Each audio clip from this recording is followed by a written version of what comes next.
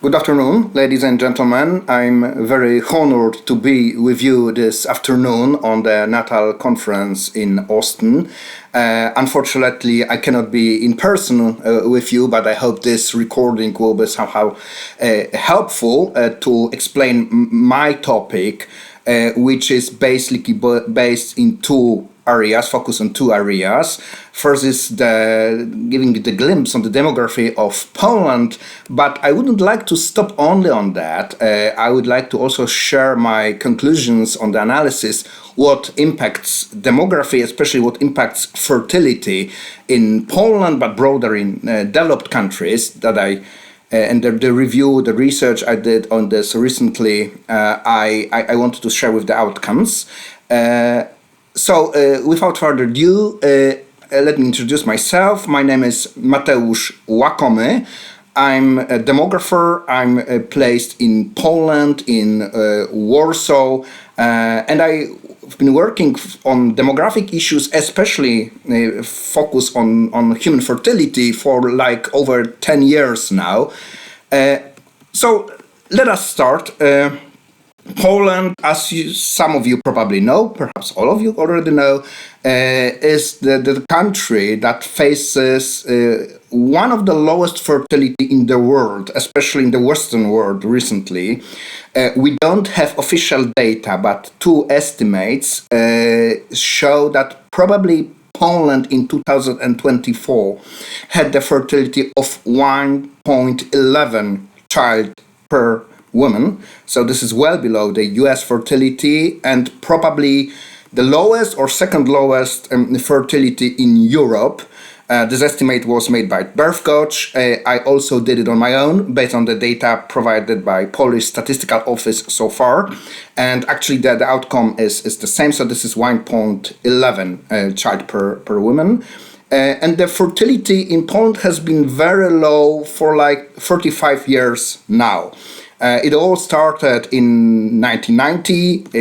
You probably know this is a crucial year after 1981. So the moving from communists after the roundtable negotiations here in Poland, when the communist regime fall, of course, there started profound changes in political, in economic situation, going from communist economic and political environment to capitalistic one, the democratic one. And the transition period was intertwined with a significant decline in fertility. Poland entered this period, the transition period, in 1981 with a fertility of exactly matching the replacement level of 2.1 child per woman. But in each subsequent year in 1990s, the fertility was lower and lower, declining steadily. And it reached in the early 2000s the lowest low fertility level of below 2.3, at some years even lower. And it circulated between 2.2 and 2.4 in the whole 21st century. In recent years, it declined even further. So last year in 2023, it was 1.16. And as I said, there are estimates that in 2024, the fertility level was 1.11 child per woman. What is it connected with? Of course, the changes that happened in Poland in 1990s meant a huge changes for the societies and the conditions for Europe for having babies. The unemployment soared. A lot of old state-owned enterprises collapsed. So it created a very strong feeling of instability, which was something new compared to the communist times in 1980s, 1970s, where basically everybody had some sort of job and income. And this instability, of course, raised the feeling of insecurity about the future. They also started the changes also started the feeling of insecurity for the family, the strain from the families, number and shares of divorces have risen significantly.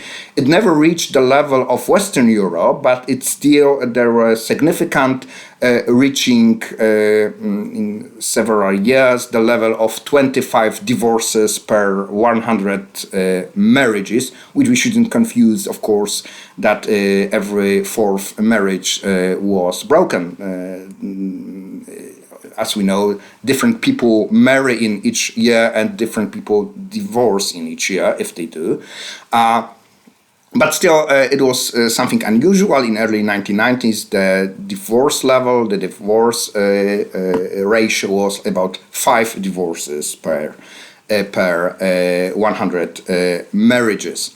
And now we entered the, of course, based on that, the era of society, the population being older and older. So the share of elderly people have been increasing, and starting from 2010, the number of people at working age started to decline. It already declined by a few percentage points. In absolute number, this is over 2 million people comparing to the peak in 2010. And if nothing changes, we are expected that these numbers, of course, will be declining further, and share of the elderly population will be increasing further. Currently, there are about 2.2 working age person per one retired person. It is expected that about in the mid of 21st century, this number will reach 1.7 person at working age for 1 person at post-working age, at retirement. We can say this the same because a vast majority of people retire exactly at the moment of reaching the retirement, statutory retirement age. This is nothing unusual comparing to the developed countries. Every developed country, of course, as you know, faces the same challenges. Poland sees itself probably as more strained than most of the countries, especially comparing to Western Europe and to some extent to US. Of course, the situation is still better than for many countries in the East Asia, which is probably not that. We shouldn't be happy on that only because somebody has something worse than we do. And of course, it sparked a debate that's starting already in the 1990s and encouraged policymakers to introduce some policies.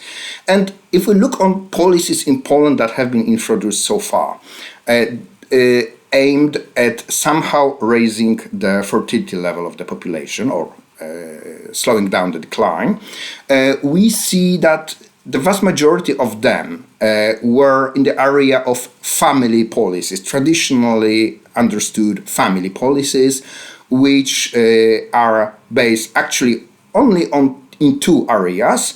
First is the provision of care for children up to the years of 3. And here we saw the expansion of maternity benefit. For example, currently the maternity benefit in Poland is fairly generous comparing to European country, especially comparing to Western European countries. Its length is for like 12 months after birth, and its height is over 80% of previous salary, so it is fairly generous, as mentioned.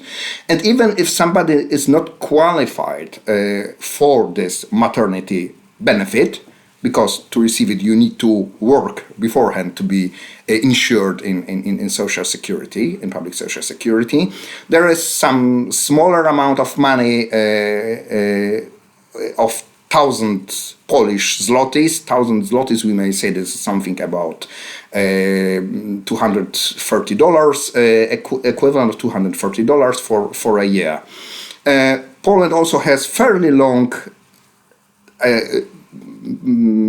parental leave after the maternity leave. So all in all, A woman can be on holiday connected, on leave connected with birth for about 3 years after the birth.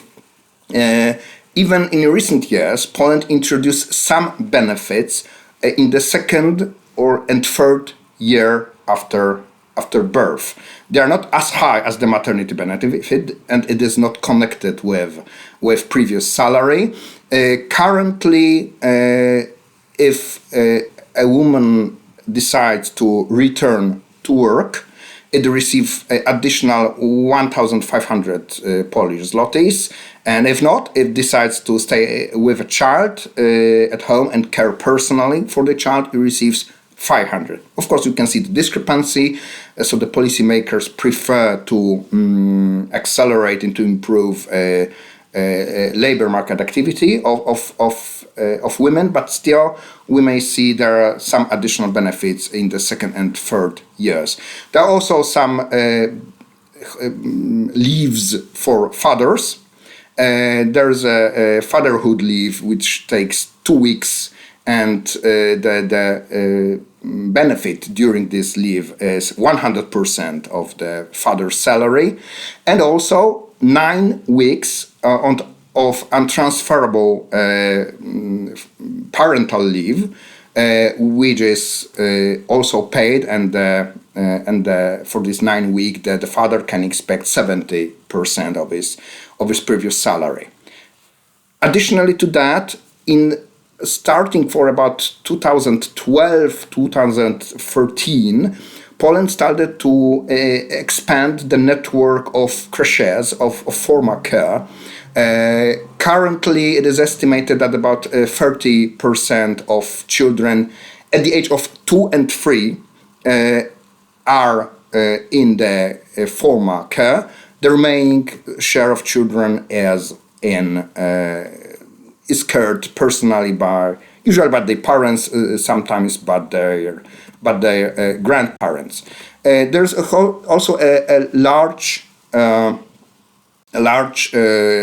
bunch of tax breaks and additional benefits for parents with small children. So first, there is a tax break, and in its size depends of which child it is, which number of the child it is. It is higher with the additional child.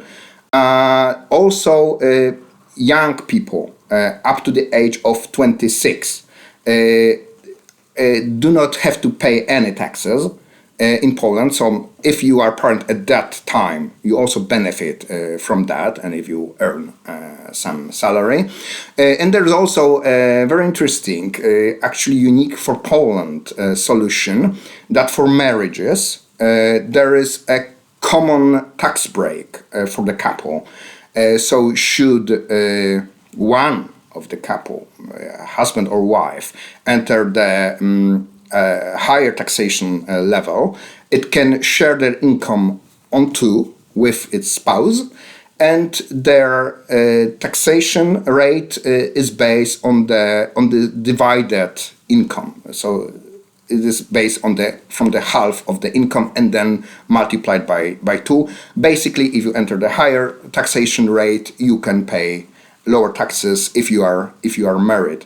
If you compare it to other European countries, you can also see that these solutions are fairly generous. Many of the young parents don't pay any taxes at that age, especially as we all know that the income of the young parents, people who are for the short period of time on the labor market, are not that high still. And it somehow supports. You may also know, some of you probably do know, one of the solution, not in the area of tax breaks, but in the area of transfers for families. This is a fairly famous 500 plus transfer, which was introduced in 2015.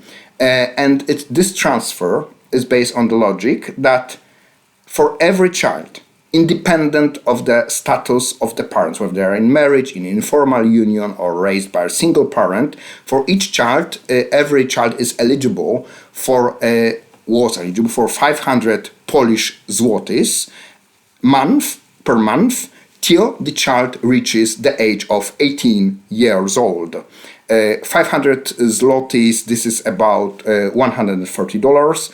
And if we compare prices, so we will speak in the purchasing power terms, since prices in Poland are a bit lower than in the US. So the purchasing power of this benefit is a bit higher than purely expressed for Americans in US dollars.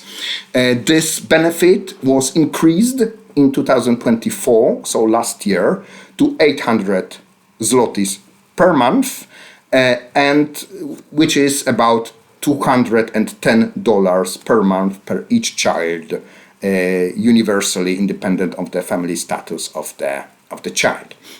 There is a huge controversy whether or not such a generous program, because we may say it is very generous and it takes a fairly high share of Polish GDP and made Poland to reach the top countries that spent on family benefits in terms of GDP share in OECD countries, impacts fertility.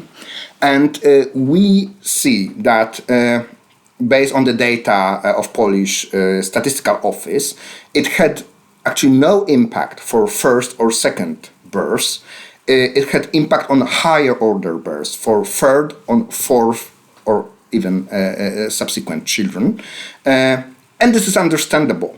This is understandable because the problem for the families that is solved by the benefit is basically one of the most important barrier for having large family. So the income level to sustain, to upkeep the larger family. As we know, for the first child, different factors play a role than the income, the higher the income as such. This is basically the status of the union, whether it's safe, the feeling of security, stable employment, and owning its own apartment. This is like three basic preconditions in Poland for having the first child. But we may then think, why is that? That despite the fact that Poland is fairly generous in its family policies, the fertility in Poland is such low. And I studied this topic recently and tried to investigate what are the barriers for having children that are impacting the number of children people have across their lifetime. And as probably you all know, many of them are far beyond and in different areas than the traditional family policies. Last year, I put my conclusions in a book, which is called in Polish Demografia jest przyszłością, which means demography is the future. Since the starting point for writing the book was the broader context how demography impacts our living, our future, our countries, and I used a fairly famous quote of Canadian demographer David Foote that once stated in one of his books that demography explains 2/3 of everything. And actually I have to subscribe to this statement. And I wanted to understand what impacts fertility in different dimensions. I think I made a fairly good review on that, although I'm not the right person to say it probably. I have over 1,000 items in bibliography in the book. And I wanted to share my conclusions in the second part of this recording with you. What are my main conclusions? First, the conclusion is that the barriers for having children are universal for all the developed countries. They are all the same, but there is the rank, so the impact of different barriers may be different, because some barriers in Poland may be higher than in the US, and vice versa. Of course, some American problems that the US is facing, US population is facing, are higher, and in Poland it may not be such a huge problem. So, what are these barriers? First, we often forget that before we start to think about having a child, first we need to be in a union which is secure, that we are convinced that I want to form a family, lasting family with this woman, with this man, so that we can have our children. And so first we need to think what prevents us for entering the union. Of course, there's all famous, it is known that couples are formed based on different criteria, but probably the most important of this is socioeconomic status of men and women in the field. And the most important factor that impacts the socioeconomic status is education. Every developed country has an educational gap.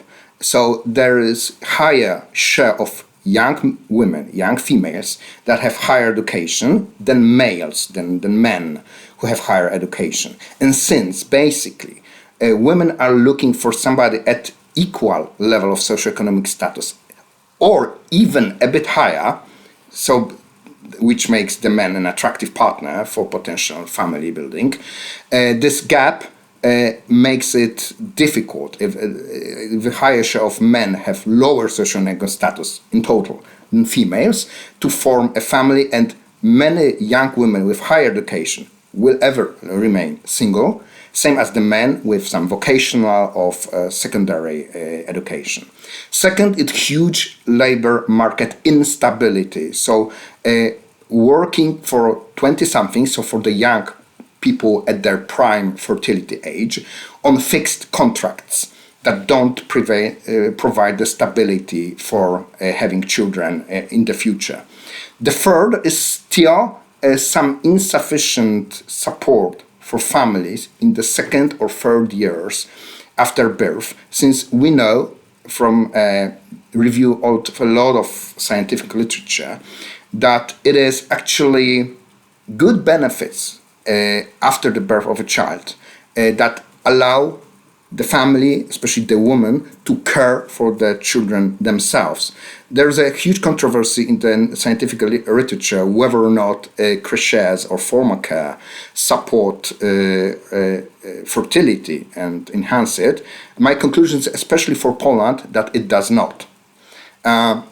So there is not expanding the network of creches that helps, but giving more money, more financial support for young parents, so that they have good work-life balance, so the woman can stop for some time, limited time, their activity on the labor market, and can have the huge enjoyment with staying with its own child and care for it.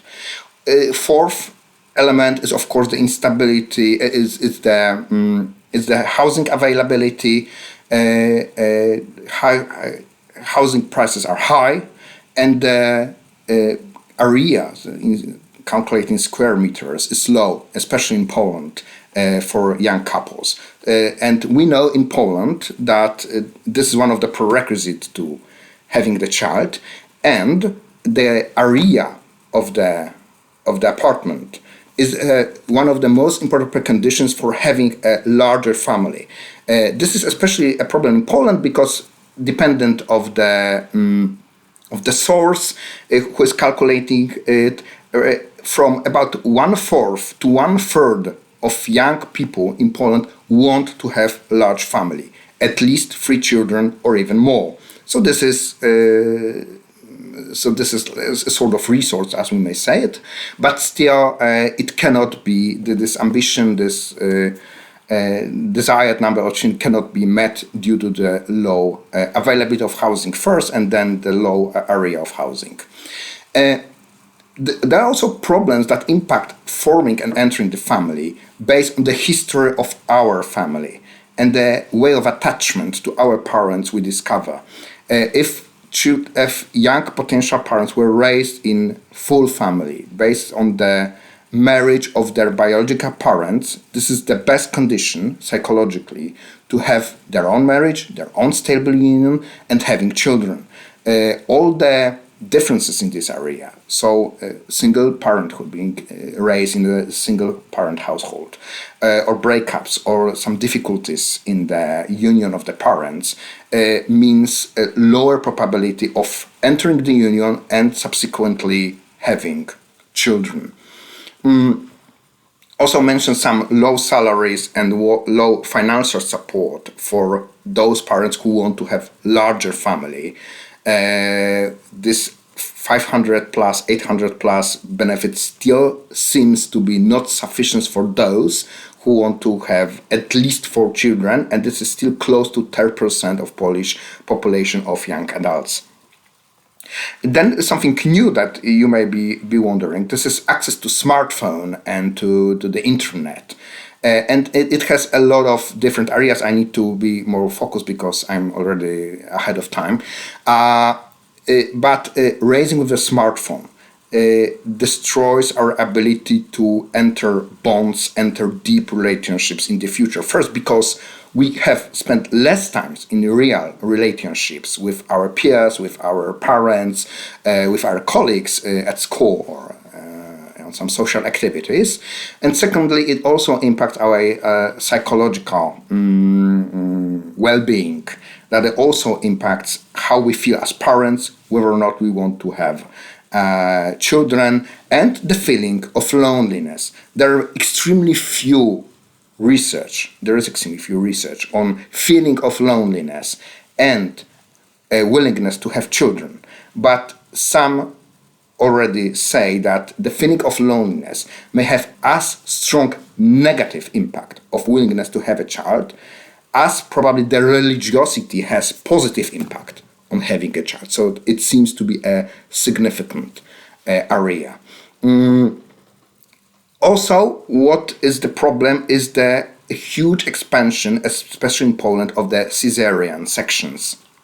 As we know, caesarean sections help in terms of some problems with the pregnancy. But if the pregnancy is done on request, without medical grounds, it prevents due to increasing risk of complications in the second and especially in the third and subsequent birth, which says that it's better for the health of women not to have third or fourth child. Theoretically, it is possible to give a vaginal birth after first caesarean section, but in Poland suffers with insufficiency of medical staff that is able to carry out regular vaginal births after caesarean sections. So in Poland, basically, if the first birth is done on or via caesarean section, we may assume that all the following births must be done on caesarean section. And my calculations show that we lose up to a few percentage points of births that we might have if we did not have the caesarean section on request for first births. I'm already well ahead of time. Please excuse me. I hope it was interesting what I was saying. So once again, thank you very much for inviting me for the conference, for being with you. And I hope you will enjoy you're already enjoying the conference and you will enjoy till the very end. And probably see you next time with at least some of you by different occasions.